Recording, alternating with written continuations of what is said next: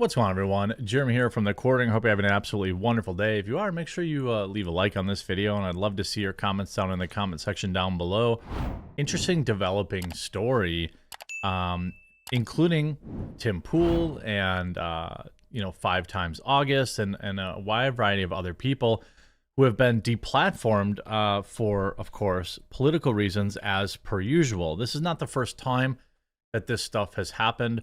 We've seen it happen before with Spotify, for example, people demanding Joe Rogan get deplatformed, although that was unsuccessful. There have been many other successful attempts at having these corporations getting woke. For example, Shopify, Discover Card, American Express, US Bank. All of these companies are people that have deplatformed somebody in some way, shape, or form over their political views, their political biases, which is their right as private companies, but creates an extraordinarily complex scenario as private citizens because, well, quite frankly, they have a monopoly on services. When you get deplatformed from MasterCard or from, US Bank or a bank, there aren't a lot of other options. For example, e-commerce. Sure, you can choose somebody else but Shopify. But what happens when Stripe bans you, which they've also done? That's credit card processing. Now you can't take credit cards, or PayPal bans you. So sure, you can find a different e-commerce website, but now you're banned from processing payments. We're literally going back to the era where you're going to have to request people to mail a check, or have cash on delivery. Remember that? Who's old enough to remember COD?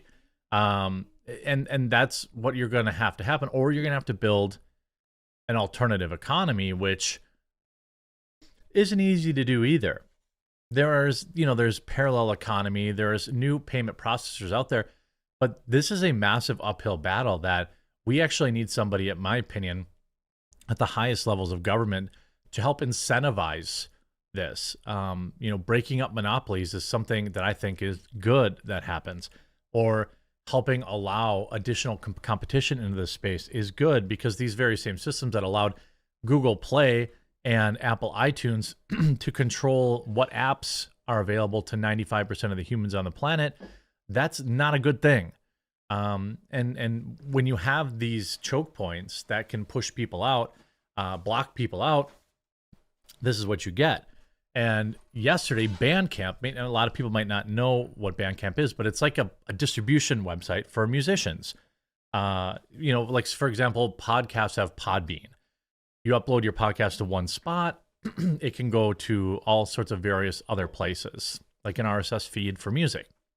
So Bandcamp has pulled musician and YouTuber Timcast's music from the platform without a word, warning, or even a reason.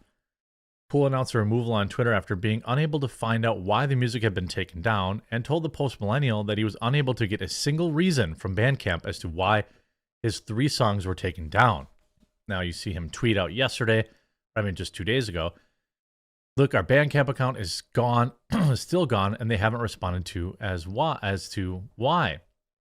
And if you go here, it's like it kind of exists, but you don't really, nothing really happens. If you search for Timcast on their website, there's still nothing here. They just removed it. And it's not just Tim. Also, singer-songwriter 5 Times August, who is very well known as well, his music also removed with no comment. 5 Times August, another musician, saw their catalog wiped from Bandcamp. I had been on the site for 10 years, 5 Times August told the Post-Millennial. My entire catalog of music, my artist page scrubbed. I re-registered to claim my artist page again, but they only put back 1 album for now. I wrote them about it. They haven't heard anything from what I understand. No other artists who this happened to have ever heard back either. Quote, I'm more disheartened than anything else. I'm well aware of the escalating political divide in our country right now, but I always thought that music was safe. Pool's producer, Carter Banks, told the Post-Millennial, I truly want to give Bandcamp the benefit of the doubt and didn't rush to judgment about our seemingly overnight disappearance, but the numerous failed attempts at contacting them with no much as a tweet back, I don't know what other conclusion I can draw at this point. Pool's seen some musical success as of late.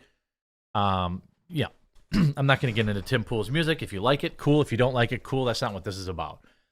Although I already know what's going to happen in the comment section. What happens when a lot of these people like, Tim and the Daily Wire and stuff like that have often talked about, creating your own culture. This is something that the Daily Wire is doing very well with their children's programming, their movies. Tim wants to create music. Cool.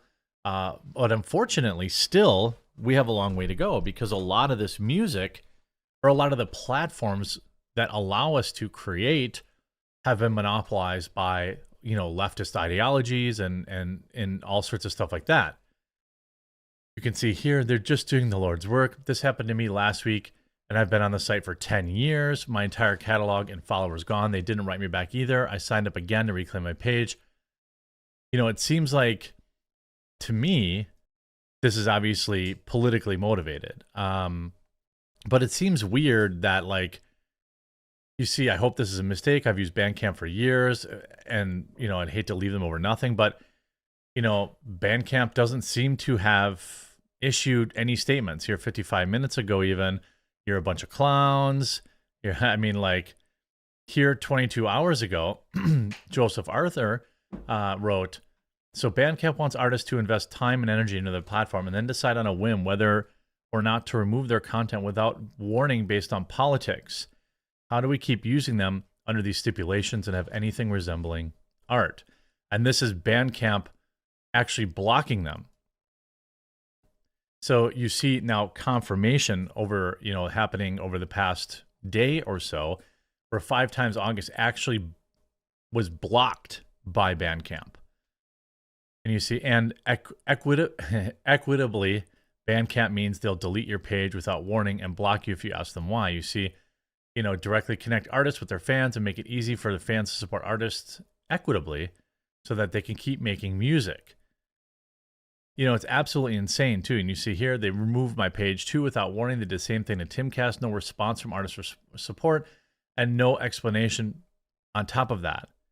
I mean, is there nothing sacred? It's not like Tim's music is inflammatory. It's not like these other artists are inflammatory. And what's interesting is, they don't even have the stones to make any kind of statement about it. Now, if you look, their Twitter's completely desolate. They're trying to tweet their way through it. But really, on every tweet, people are asking them, hey, what's going on with this? And I suspect after this video, obviously I don't tell people what to do, but I suspect that people are going to be pretty mad about this. And people are going to continue to be in their comment sections. Here's 5 Times August. Why you're tweeting and not responding to the fact that you're deleting targeted accounts without warning and letting users, and not even letting users who purchase tracks from them access their music, which is a whole nother thing. So what I would suggest happening here, I'm not a lawyer, but it sure seems like you've got a tortious interference thing here from 5 Times August or from Tim Pool, where they have now banned them for whatever reason they want, essentially for no reason. And then honestly, it seems like you might have a class action. This is how you get change, by the way.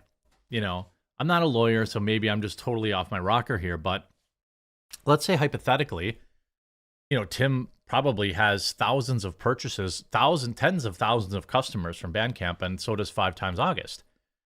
What if they all sign together on a class action lawsuit to sue Bandcamp for tortious interference, or I'm not sure what the exact word would be. At minimum, it would force them into refunding everybody their money. But which would be, literally the least this company could do. But on top of that, I think it would scare the heck out of them. It might prove a point to other services about this kind of thing. Like, yes, they're a private company, but they also have they have an agreement with their customers. That's how you saw, I think, Patreon lose a lawsuit, is because somebody was banned from Patreon, but all of the patrons who were backing, I forget who that was, ended up suing Patreon. And, that buried them in all sorts of fees and things like that. Now, I don't know if that would have, if that made any change to Patreon's policy of spuriously banning people, but there's like they can't tweet without getting people in here like wondering what's going on. Okay, well, there's some less issues there, but this is only going to get worse. I mean, I suspect that the 2024 election season will hurry it up, and I know Tim has the infrastructure, and obviously I support him. Moving it over. We've seen this now with Crowder, right? Crowder essentially leaving YouTube. I'm sure he'll still upload clips there. That would be foolish not to, but moving to Rumble because, well, YouTube just isn't promoting his videos. YouTube isn't pushing his videos out, doing any of this type of thing. So they move where they can. So it's like, okay, you might be a big fish in a gigantic pond on YouTube, but if you're not allowed to grow there, perhaps being a big fish in a much smaller pond at least allows people to find your content. And that works for small fish too. Like that works for I talked about that yesterday. That really works for everybody from a content perspective. Content creators who are not at minimum mirroring to Rumble, Odyssey, and BitChute. I don't ever want to hear you whine about how you can't get an audience. I don't want to hear you complain about the algorithm. I don't want to hear you complain about anything. If you're not doing the absolute basics, are you on any alt tech? Yes, you're on Twitter. No one follows you on Twitter. Well, guess what? The Twitter algorithm's broke. It's been broke. Are you on Gab? Are you on Truth? Are you on Getter? None of these are amazing, but they're at least alternatives, and people will actually see your tweets. Now, do we need an alternative for... The thing is, like, what we don't need like a right-wing music Bandcamp alternative. We just need a company that isn't run by ideologues, that is more interested in making money. I mean, I'm not going to mention a certain coffee company that does that. Promo code SWAT to save 10% today still. But this is only going to get worse, and the right needs to get better at building their own infrastructure. And I think that there are moves getting done there. There are moves getting made there that are good. But I support Tim 110%. And, if Bandcamp wants to cut them loose, I hope that there's massive financial ramifications for Bandcamp for this, because there should be. I hope you enjoyed this video. If you did, please do leave a like on it, and we'll talk to you again real soon.